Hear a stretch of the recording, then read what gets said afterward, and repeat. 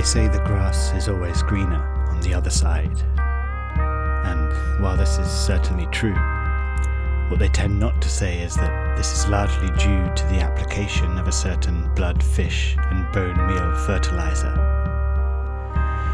This mixture of pulverized beef bones, fish emulsion, and dried and powdered blood, all byproducts of a thriving meat processing industry, is rich in nitrogen, promoting a healthy green foliage, and slow-release phosphate, which encourages strong root growth and builds excellent resilience to the climatic vagaries and temperature fluctuations of the early spring months. Inevitable vicissitudes, whichever side you're on. But we don't grind up animals for our grass on this side. For a while we experimented with alfalfa meal and then a fermented nettle tea. But these were no match for the nutrients that could be extracted from the detritus of slaughtered livestock carcasses, and we soon concluded the meagre benefits of a grass greener than brown-green were not really worth the effort of this feeding regime. And nobody really complains as they amble over our sparse and patchy grounds, mottled with brittle flecks of brushy vegetation, and as they lounge of an afternoon at the edges of the territory and crane their necks to get a glimpse of the others on the other side, strolling hand in hand, pacing barefoot along their lush green fields. Nobody really complains because they know that beneath their feet, that carnivorous herb owes its verdancy to the industrialized massacre of thousands and thousands of animals.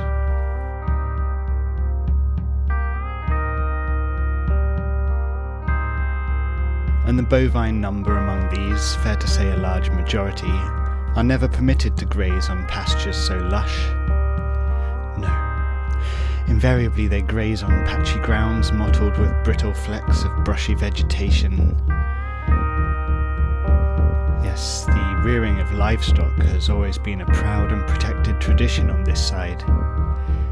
Do you think the grasslands of the other side would be in quite so idyllic a condition if they surrendered it to cattle, sheep, goat, yak, oxen, bison, llama, horse, water buffalo, normal buffalo, reindeer, rabbit, elk, guinea pig, gazelle, giraffe, antelope, or to the free grazing of any other species of ruminant livestock? No.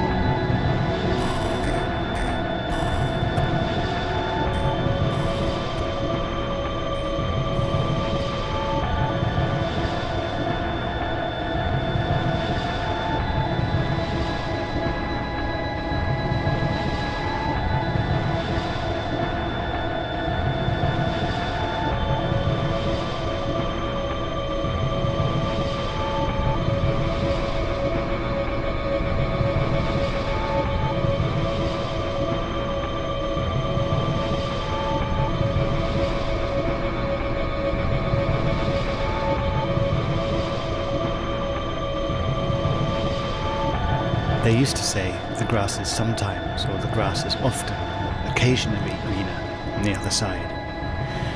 But as I'm sure you'll be aware, the other side balks at the very suggestion of inconsistency, and so they ramped up the production of fertilizer to such a degree that demand for meat processing byproducts for the first time outstripped supply. And so the production of meat itself was ramped up, until the supply of the latter outstripped demand, causing a spiraling deflation in the price of meat, to the extent that the demand for carnivores outstripped supply. And so the old tunnels were reopened, agitators and propagandists reactivated, and for the first time since the fence went up, green light was given to special covert operations to traffic thousands of defectors to the other side. In trucks packed among the livestock.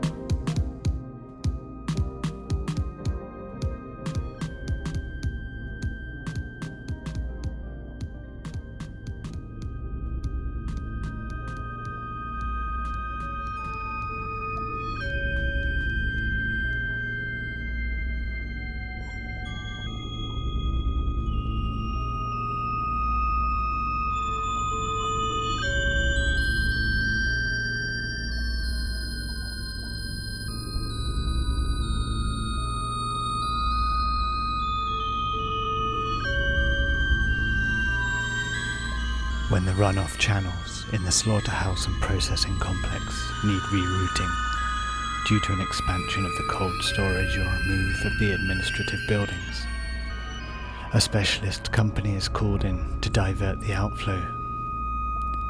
Waste Stream Solutions is based in Basildon, and depending on the work required, they will arrive with their tubes and their fillers, and Xavier Curle, the Stream Master, and they set about plugging some channels, opening others, and where none exist, bore them into existence with a 2400-watt rotary concrete saw.